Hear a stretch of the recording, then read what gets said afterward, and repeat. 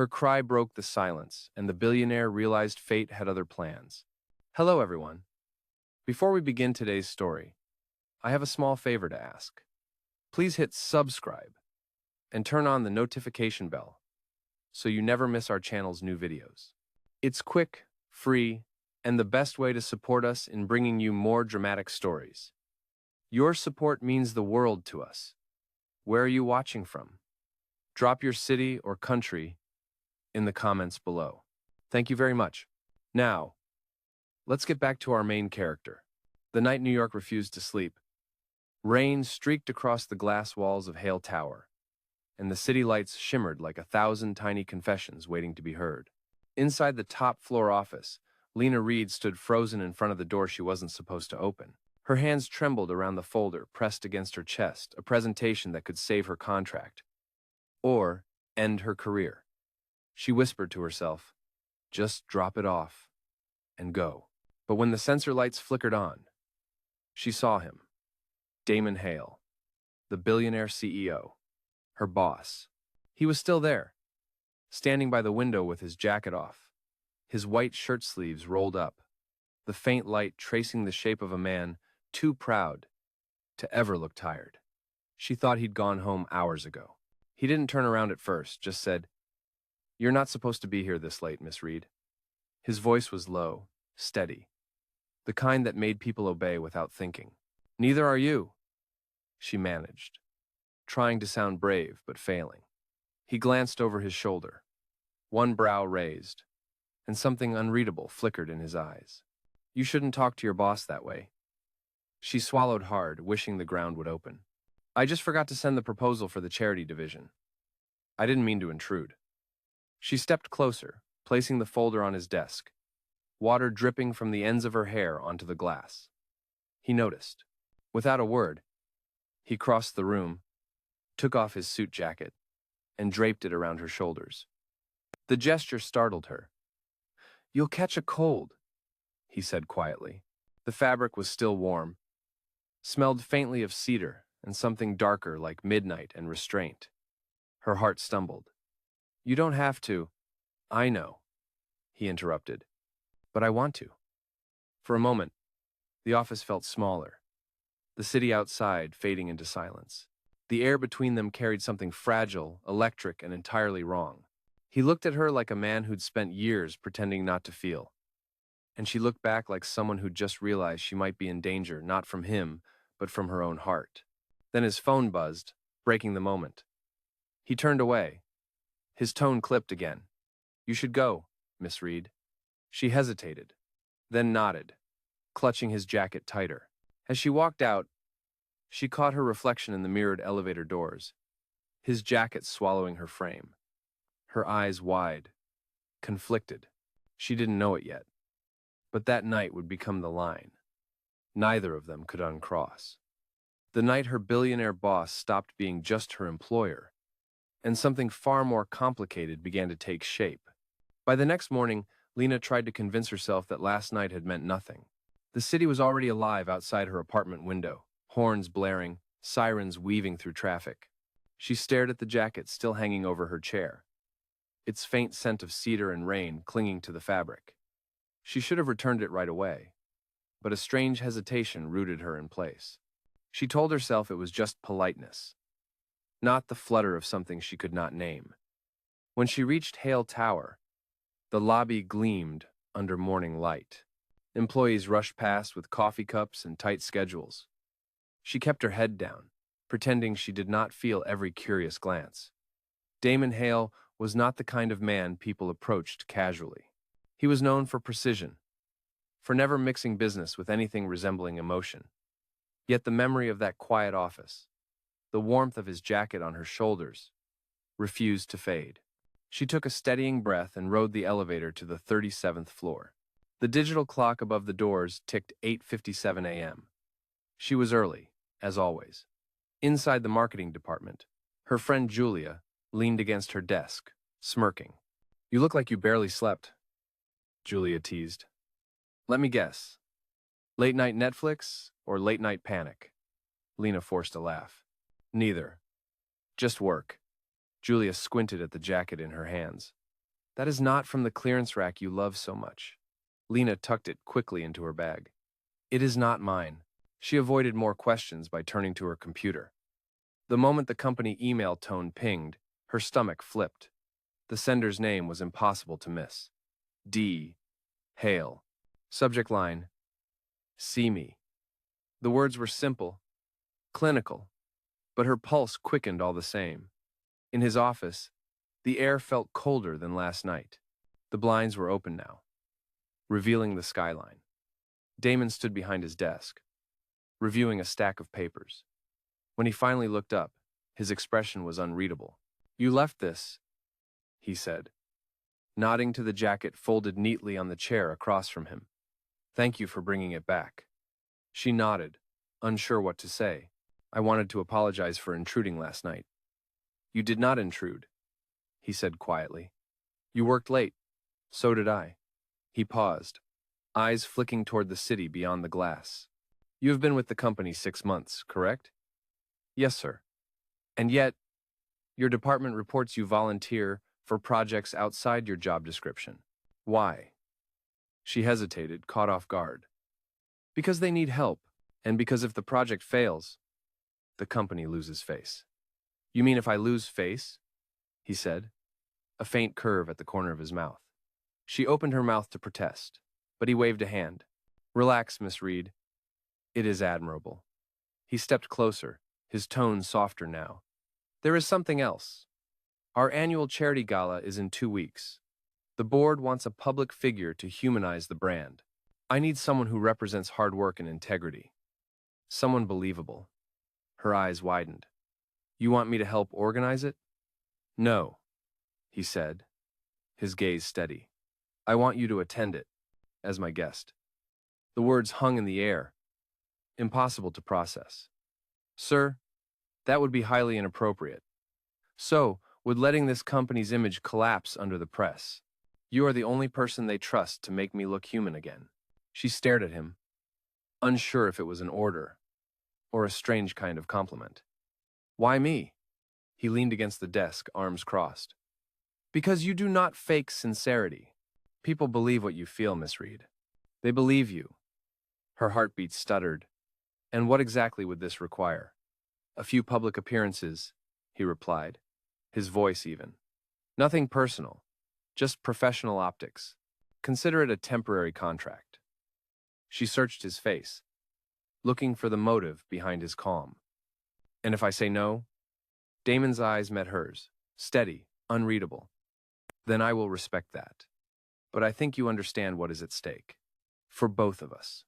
The elevator ride down felt longer than usual. Lena clutched her bag, the edges of the contract pressing against her fingers. Somewhere between fear and curiosity, she realized her life was already changing. That one night had opened a door she never meant to walk through. And now the world on the other side was waiting for her signature. By the time the afternoon sun faded behind the skyscrapers, Lena found herself in the boardroom of Hale Enterprises, sitting across from Damon Hale and his legal advisor. The glossy table reflected the city skyline, and between them lay a crisp stack of papers that looked harmless but carried the weight of a life she did not expect. It is a standard confidentiality contract, the lawyer explained, sliding the first page toward her. You will accompany Mr. Hale to several public events over the next month. Your role is to present the image of a professional partnership, not a romantic one. Clause 3 makes that clear. Lena glanced at Damon, who stood by the window with his hands in his pockets.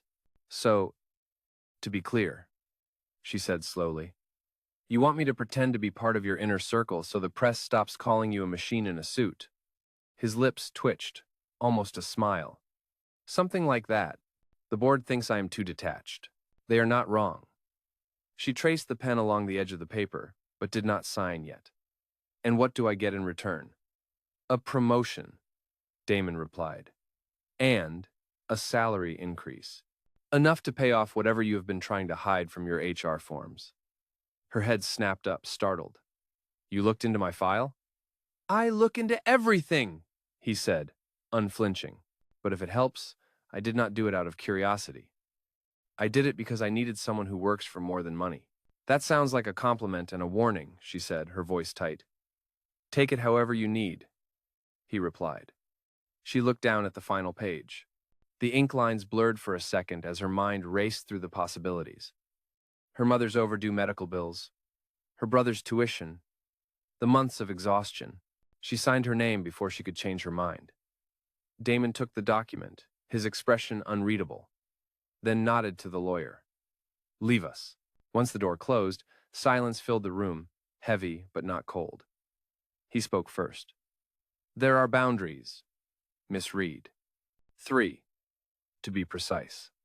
His tone was calm, deliberate. 1. Nothing we do leaves the appearance of intimacy beyond what is necessary for optics. 2. Your opinions, even if personal, will be respected, but do not forget who you represent. And 3. He paused, eyes meeting hers with quiet weight. Do not fall in love with the image you are helping me sell. Lena exhaled a nervous laugh. That will not be a problem. Good, he said, but his gaze lingered a moment longer than it should have. Our first event is the gala at the Metropolitan on Friday.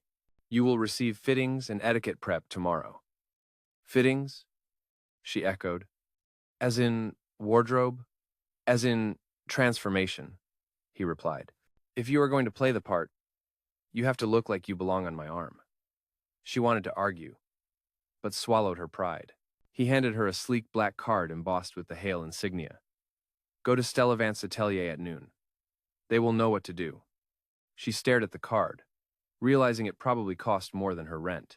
And what should I tell people in the office? That you have been temporarily reassigned, he said, heading toward the door. Discretion will protect both of us. When he was gone, Lena gathered her things with trembling hands. The contract felt heavier in her bag than any promotion she had ever dreamed of. That night, she spread the papers across her small kitchen table, reading the clauses again under the flickering light. The last paragraph caught her eye. Both parties agree to act in good faith and maintain the appearance of mutual respect at all times. She traced those words slowly, realizing it was not just a clause. It was a mirror of everything she feared and needed. Respect, dignity, a chance. 2 days later, as she stood in front of a full-length mirror at Stella Vance's atelier, a stylist pinned the hem of an elegant navy gown. The reflection staring back barely looked like her. Damon's voice echoed in her memory, calm and unyielding. Transformation. She thought of her small apartment, her worn sneakers by the door, her mother's photo taped to the fridge. This was not her world. But as the stylist stepped back and murmured, "Perfect," Lena realized something both terrifying and exhilarating. By signing that contract, she had stepped into a story she did not control. And whatever came next, she could not undo it. The next few days unfolded like scenes from a movie Lena had never auditioned for. Every morning brought another fitting, another etiquette lesson, another moment where she had to remind herself that this was not real. The gown had been tailored to perfection. The shoes fit as if they had been made for her, and yet she could not shake the feeling that she was playing dress-up in someone else's life. At noon on Thursday, she received a text from Damon's assistant. Car at 7. Mr. Hale will pick you up for the gala. She reread the message twice. He was coming himself? That seemed unlikely. But at 7:03, when a sleek black car pulled up in front of her apartment, Damon was indeed inside. The driver opened the door, and she climbed in, trying to hide the nerves fluttering beneath her calm. He looked up from his phone, and for the first time, his expression faltered. You clean up well, Miss Reed, he said. Thank you, sir. I had a good teacher. You mean expensive stylists, he replied dryly. But there was a trace of amusement in his voice. The city lights blurred past as the car moved through the streets. For a few moments, silence stretched between them, comfortable, almost familiar. Then he spoke without looking at her. Do not let them intimidate you. Half the people at that gala have more insecurities than sense. Just smile, say something genuine, and remember, you are not here as my employee. You are here as my equal. Equal, she repeated softly. The word felt foreign on her tongue. The Met was ablaze with light when they arrived. Cameras flashed as luxury cars lined the steps. Lena felt her stomach twist, but Damon offered his arm with quiet assurance. Ready? Not at all, she whispered, but she took his arm anyway. The moment they stepped onto the red carpet, the world shifted. Reporters called his name, photographers leaned forward, and the air buzzed with attention. Damon's hand rested lightly against her back, steady and protective. Mr. Hale, a reporter called, is this your new partner? Damon's jaw tightened, but his voice was smooth. She is someone whose work ethic I admire. That is all you need to know tonight. Inside, chandeliers glittered overhead, and the sound of string instruments filled the marble hall. Lena's nerves eased slightly as the evening progressed. She greeted board members, smiled for photos, and found herself laughing at one of Damon's rare jokes. She noticed the way people watched them, not as boss and employee, but as something else entirely. During the auction, he leaned down and murmured, "You are doing fine." "Fine?" she whispered back. "You sound surprised." "I am impressed," he admitted. Their eyes met briefly, and something unspoken passed between them, a current too real for the performance they were giving. Later, as the crowd thinned and the music softened, Lena stepped away to catch her breath near the balcony. The cool night air kissed her skin, and she exhaled, relief washing over her. She had survived. Behind her, Damon approached, hands in his pockets. "You handled yourself better than most executives I have met." "That is generous, considering I almost dropped my champagne." "You caught it," he said, a faint smile playing on his lips. "That is what matters." She laughed quietly, looking out at the skyline. "You ever get tired of pretending?" He hesitated, then said softly, "Every day." The honesty in his tone caught her off guard. She turned to face him, but he was already looking at the city, his profile carved against the glow of skyscrapers. "Sometimes," he continued, "it is easier to build walls than risk losing what is behind them." "And what is behind yours?" she asked before she could stop herself. He looked at her then, really looked. For a moment, the world fell silent except for the faint hum of the city below. "You should not ask questions you might want the answers to," he said quietly. The air between them felt charged again, like that night in his office. Before she could respond, a voice from inside called his name. The spell broke. Damon turned away first. "Come on, Miss Reed. The cameras are still watching." As they walked back inside, she wondered which part of the evening had been performance and which part had not. And the unsettling truth was, she could no longer tell the difference. The following morning, headlines spread across every business outlet in the city. Hale Enterprises CEO and his mysterious partner stun at charity gala. Photos of Damon and Lena walking side by side filled the screens, his hand resting gently on her back, her smile poised yet sincere. Lena stared at the articles on her phone, her heart hammering. The comments were ruthless. "New girlfriend? Gold digger?" He finally shows emotion. She set the phone down, trying to breathe. The office buzzed louder than usual that day. Conversations hushed when she passed. Eyes lingered too long. By noon, Julia pulled her aside near the elevator. "Okay, spill it. What happened last night? You are on every feed in Manhattan." Lena sighed. "It was work, Julia. Just part of the image deal." "Sure," Julia said, crossing her arms. "But that look he gave you did not look like PR." Before Lena could respond, Damon's voice echoed from the hall. "Miss Reed, my office." The entire floor went silent.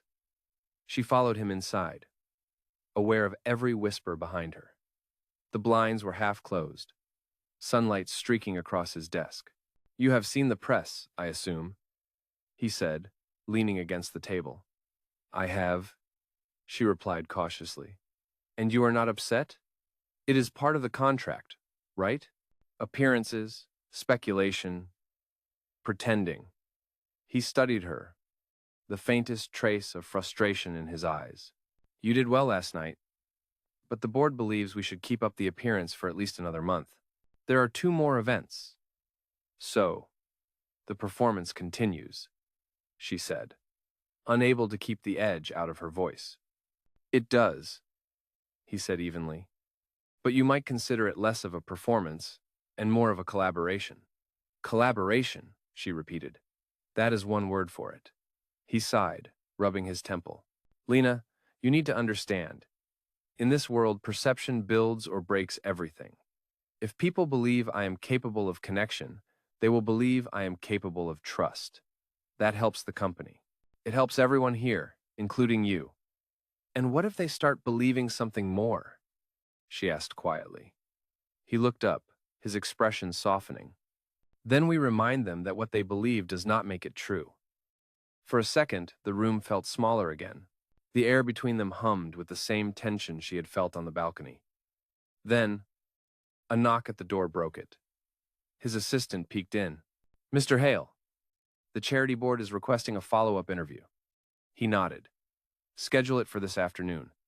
When the door closed, Damon turned back to her. Be in the conference hall at 4. The media will want a few words from you. Me? I am not a spokesperson. You are now, he said simply. You represent the heart of the company, remember? 4 o'clock came faster than she expected. The cameras were ready. Reporters lined up, flashes exploding as they entered side by side. A journalist raised a microphone. Mr. Hale, your company's new outreach program raised over $3 million in a single night. How do you feel about your success? Damon glanced at Lena, then back at the crowd. Success, he said, is not mine alone. It belongs to people like Miss Reed, people who remind me why we do what we do. The crowd stirred. Another reporter asked, So, are you confirming she is more than an employee? A pause stretched long enough for Lena's stomach to twist. Then Damon said, clear and steady, I am confirming she is the reason this company still believes in empathy. The room filled with murmurs. Cameras clicked faster. Lena's heart pounded in her chest. He had not rehearsed that line. And it did not sound like strategy. It sounded real. Afterward, when the crowd dispersed, she found him standing near the window again, looking out over the city. That was not in the script, she said, approaching. No, he admitted, but it was true. You just told the entire press I was your company's moral compass, she said. You are, he replied simply. She searched his face for sarcasm, but there was none, just quiet certainty. You know, she said, almost smiling, you are going to make this contract a lot harder to survive. His eyes flickered with something unreadable. Maybe surviving it is not the goal. She stared at him, unsure what he meant. But deep down, she knew something had shifted again. Something she could not name, but could feel in every heartbeat that echoed too loudly in the silence between them. The city glowed with the golden haze of late autumn when Damon invited Lena to the Hale Foundation's rooftop event, a smaller gathering meant for close investors and staff. The air was cooler now, tinged with the scent of rain and wood smoke drifting from nearby terraces. Lena stood near the edge of the rooftop garden, looking down at the city lights. She was supposed to be networking, smiling, playing her part. But tonight felt different. The event was quieter, more intimate, stripped of flashing cameras. Damon had wanted it that way. When he finally appeared, his tie was undone, and his sleeves were rolled up. It was the first time she had seen him without his armor of formality. You are avoiding people, he said as he approached, holding 2 glasses of champagne. So are you, she replied, taking one. That is the advantage of being the boss. I can call it strategy. She laughed softly, but he watched her in silence, his gaze searching. You did well in that interview, he said finally. You made people see something they had forgotten about this company. About me. I just told the truth, she said. You are not as cold as they think. He smiled faintly. You would be surprised how convincing I can be at pretending otherwise. A quiet moment stretched between them. She turned to the skyline again. It must be exhausting, she murmured. always being what people expect you to be. It is, he admitted. But lately, it is harder to keep pretending when you are around. The words slipped out like a confession. She looked up sharply, but his expression remained calm, almost unreadable. Damon, she began carefully. Our arrangement, I know, he interrupted. Boundaries. I am aware of every one of them. But sometimes the line blurs, does it not? She did not answer. The truth was it did. Every look, every moment that lingered too long, every conversation that felt too real.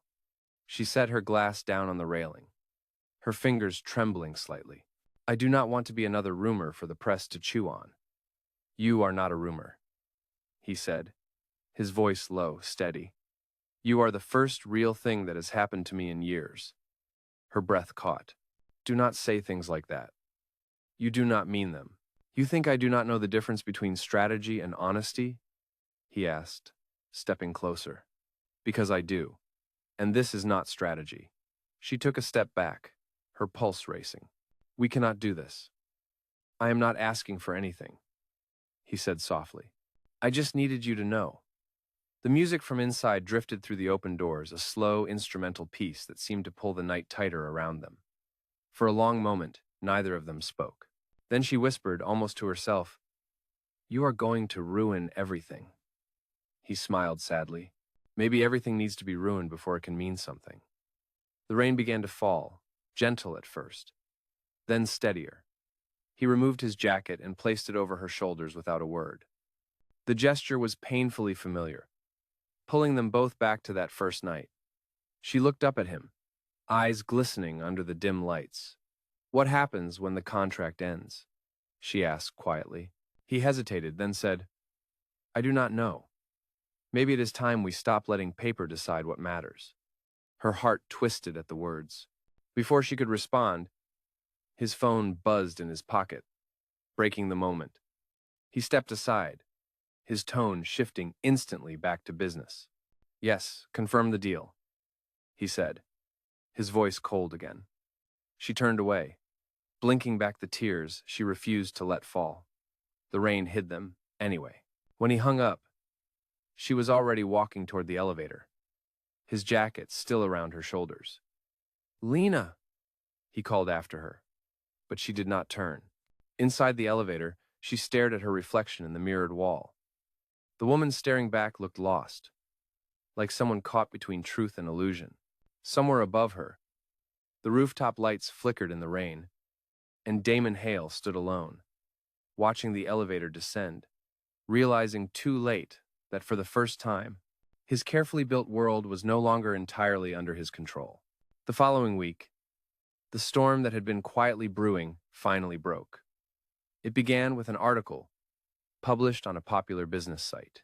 The headline read, Insider claims Hale Enterprises CEO involved in fake relationship to boost stock confidence. The story included photos from the gala, leaked quotes from anonymous employees, and insinuations that the company had orchestrated the romance to distract from a pending audit. By noon, the news had spread like wildfire. Lena sat frozen at her desk, her inbox flooded with messages from journalists and colleagues alike. She could not breathe. Julia stormed into her cubicle, waving her phone. Tell me this is not true, she demanded. Please tell me this is not one of those PR disasters where everyone gets burned. Lena stood up, her voice shaking. I do not know. I swear I did not. Before she could finish, Damon's assistant appeared, her face pale. Mr. Hale wants to see you. Now. The elevator ride to the top floor felt endless. When the doors opened, the atmosphere in the executive suite was tense. Board members whispered in corners. Lawyers hovered with folders. And Damon stood by the window, his phone pressed to his ear. Shut it down, he was saying. Every outlet, every post. I do not care what it costs. When he saw Lena, he ended the call and turned sharply. His eyes were hard, his tone clipped. Close the door. She obeyed, her hands trembling. What is happening? Someone leaked the contract, he said flatly. The media thinks our relationship was a stunt to manipulate investor confidence. They are demanding a formal investigation. What? She whispered. Who would? That is what I intend to find out, he said, pacing. But until then, I need you to stay quiet. No statements, no interviews, no messages. Do you understand? So, I just disappear? She said, anger flickering through her fear. You are asking me to hide while everyone calls me a liar. I am trying to protect you, he snapped. From what? From the truth? Or from the fallout of your plan backfiring? He froze, his jaw tightening. This was never supposed to touch you, he said quietly. It already has, she shot back. You think silence will save me, but it just makes me look guilty. He ran a hand through his hair. Frustrated. Lena, please, let me fix this. You cannot fix something that was never real to begin with, she said, her voice breaking. The words hung between them like smoke. For a long moment, neither of them spoke. Then she reached into her bag, pulled out his jacket, the one he had placed over her shoulders on the rooftop, and set it on his desk. Consider this my resignation, she whispered. I am done pretending. He stepped forward, panic flashing in his eyes. Lena, do not! But she was already walking toward the door. Goodbye, Mr. Hale. The elevator closed before he could follow. By the time she reached the street, the sky had turned gray again, echoing the first night they had met. Cameras flashed from across the street. Reporters shouted questions she could not answer. She pushed past them, her heart pounding, until she reached the subway entrance. The noise of the city swallowed everything. Hours later, Damon sat alone in his office, the headlines glowing on his monitor, each one cut deeper than the last. Deception or love? Hale's PR gamble implodes. Assistant at the center of corporate scandal. He closed his eyes, the weight of his choices pressing down. For years, he had built a life on control contracts, negotiations, precision, and yet one woman, one genuine connection, had unraveled it all. Down in the subway, Lena sat on a bench, staring at the contract still folded in her hands. The rain from her coat dripped onto the ink, blurring the signatures. She whispered to herself, maybe he was right. Maybe lines blur for a reason. But when her phone buzzed with another message from an unknown number, we know everything. Meet us, or the truth goes public. She realized the story was far from over. When Lena arrived at the quiet cafe on the edge of Midtown, the rain had already turned into a steady curtain outside. The message she had received hours ago had no name, only a time and place. And the words, we know everything. She stepped inside cautiously, scanning the room. A man in a gray suit sat in the corner, his tablet glowing faintly. When he looked up, she recognized him, Michael Grant, the company's chief financial officer. You should not have come here, she said, her voice low. And yet, here you are, he replied calmly. Sit down, Miss Reed. She hesitated, then slid into the seat across from him. If you called me here to threaten me, you can save your breath. I already resigned. I am aware, Michael said. But you might want to reconsider walking away completely. You are about to take the fall for something that was not your doing. Lena frowned. What are you talking about? He leaned forward, lowering his voice. The leak did not come from you. It came from someone much closer to Damon, his deputy in mergers, a man named Howard Briggs. He and a group of investors staged the article to destabilize Damon's leadership before the upcoming merger vote. Lena stared at him, disbelief mixing with anger. You are saying this was a setup? All of it? Exactly, Michael said. They wanted to force Damon to step down by discrediting both him and the foundation. Your contract was just collateral damage. She shook her head, trying to process it.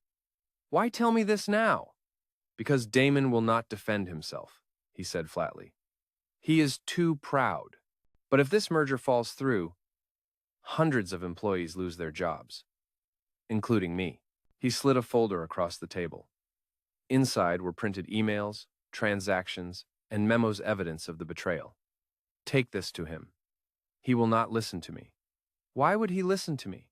Because you are the only person he ever did. That night, Lena found herself standing once again in front of Hale Tower. Rain slicking the marble steps. Security guards stared as she rushed past them, clutching the folder to her chest. The elevator seemed slower than ever, the hum of the cables echoing her heartbeat. When the doors opened to the top floor, Damon was there, pacing. He looked different, disheveled, exhausted, the confident mask gone. When he saw her, shock flickered across his face. "Lena, you should not be here. Neither should you," she said, stepping forward. "They set you up." He frowned, confused. "What?" She dropped the folder on his desk. "Howard Briggs and his investors. They leaked the story to destroy you before the merger. Michael told me everything." He stared at the papers, his expression unreadable. "Michael? He gave me this," she said. "Proof. You can still fight back." Damon sank into his chair, flipping through the documents. His jaw tightened. "I trusted him," he muttered. "Howard was like family." "Then do something about it," she said urgently. "Do not let them win." He looked up at her, eyes dark. "Why are you helping me? After everything?" She took a breath. "Because it was not all fake. Maybe the contract was. Maybe the appearances were. But what I felt was real. And I will not let the world rewrite that into a lie." For a long moment, he said nothing. Then he stood, grabbed the folder, and walked to the intercom. "Get me the legal team. Now." Within an hour, the board members were gathered, their voices raised in confusion and defense. Damon laid the evidence on the table like a final verdict. When Howard tried to protest, Damon's voice cut through the room, cold and clear. "You used my company, my people, and her name to stage your ambition. You are finished here." The room fell silent. Security escorted Howard out, and for the first time in days, Damon's shoulders eased.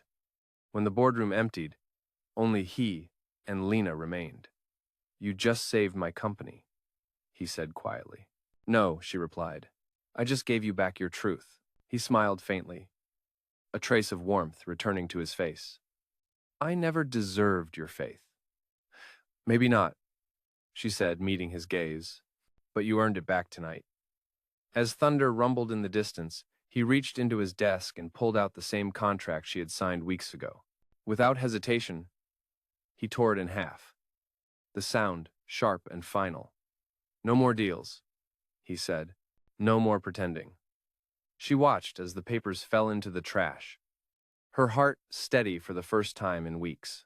Outside, the rain began to fade, and for the first time, dawn broke over the city without the weight of secrets hanging between them. A year later, the city looked different to Lena, not because the skyline had changed, but because she had. The chaos of that winter had faded into memory, replaced by something steadier, something honest. The scandal had passed, the truth had surfaced, and Damon Hale had rebuilt not only his company but also his reputation. Hale Enterprises now had a new division, one dedicated to ethics, transparency, and community outreach, the Hale and Reed Foundation. The first gala of the foundation was smaller than the one that had once caused a storm, but the warmth in the room was real this time. No cameras flashing, no hidden contracts. Just people who believed in second chances. Lena stood by the display near the entrance, where a glass frame hung under a soft spotlight. Inside it was the torn contract, preserved like an artifact of lessons learned. Beneath it, a small plaque read, "For truth, not perfection." Damon's idea, of course. She smiled faintly at it before turning when a familiar voice spoke behind her. "You still look at that thing like it is a ghost," Damon said, holding 2 glasses of sparkling cider. "Maybe it is," she replied, a reminder of how close we came to losing ourselves. He handed her a glass, his smile gentler now, his presence calmer. Gone was the man who hid behind control. In his place stood someone who had learned to lead without fear. "You never did tell me why you kept it," she said. "The contract?" He chuckled softly. "Because it was the only proof that something real came out of something fake." She looked up at him, her voice soft. "And what is that?" "You," he said simply. "And this," he gestured around the room, where employees, volunteers, and investors mingled freely. The air was filled with quiet laughter, the kind that came from belonging. Later that evening, when the crowd had thinned, Damon stepped onto the small stage. The room fell silent as he spoke. "1 year ago, this company was nearly destroyed by deception, my own and others. But sometimes it takes falling apart to understand what integrity truly means. Tonight is not about rebuilding an empire. It is about remembering why we build it all." He paused, his eyes finding Lena's across the room. "And to the person who reminded me of that, thank you for showing me that leadership without heart is just another word for emptiness." Applause filled the hall, but Lena stood still, her heart full. When he stepped down, she met him near the same window where their story had begun. The city stretched beneath them, endless and alive. "You did not have to mention me," she said. "I did," he replied. "You were the reason I stopped being afraid of my own humanity." She smiled. "That sounds like something out of a speech." "Then, let me try something less rehearsed," he said, reaching into his pocket. He pulled out a small velvet box. Her breath caught as he opened it, not to reveal a diamond, but a silver key. "This is not a proposal," he said quickly. "It is a partnership, the key to the Foundation's new headquarters. I want you to co-lead it with me." She blinked, tears threatening to rise. "You want me back? I never stopped," he said. "But this time, no contracts, no rules, just trust." For a long moment she said nothing, then reached out and closed his hand around the key. "You already have it." His eyes softened. "Still afraid of rumors?" "Not anymore," she said, smiling.